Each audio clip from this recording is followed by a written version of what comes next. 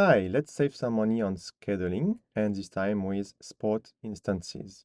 And we're gonna also see why the configuration might be a little complex.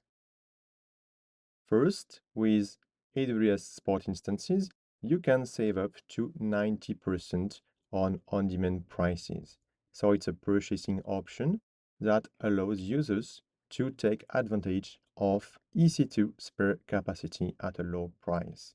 So first in blue, you have your use reserved instances and savings plans for non-steady state workloads. Then in orange, you can use the on-demand pricing for new and stateful spiky workloads. And finally, in green, you can use port for fault-tolerant, flexible, and stateless workloads. So the price is determined here by the long-term trends in supply and demand. So here for each instance family, each instance size, availability zone, and region, you can find here your on-demand prices, and you will have here a different price. And this price will change over time. The only drawback is that your spot instances could be reclaimed for other workloads with just a 2-minute notice.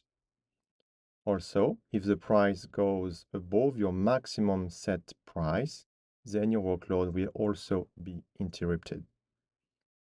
This means that workloads need to be specifically designed for fault tolerance, even if AWS claims that spot instances are interrupted less than 5% of the time. Let's see some use cases. So you can use spot instances into big data and analytics.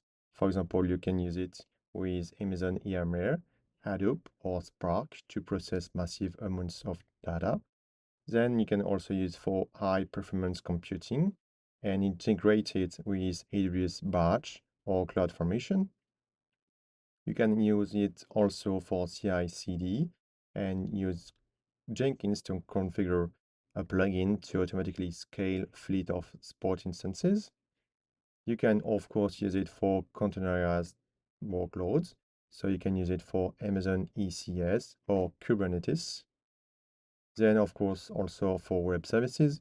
So you can save up to 90% on web services. You have to deploy here an EC2 spot fleet behind a load balancer to scale your number of instances. And finally, you can also use it for image and media rendering. Spot fleets. So there are collections of instances, including spot instances and optionally on-demand instances. And when provisioning a spot fleet, you can set here a target capacity, which will be 10 here, and you can maintain the target capacity here, and the request will be fulfilled if there is enough capacity. You can also mitigate the cost risk by setting up here a maximum cost for your spot instances.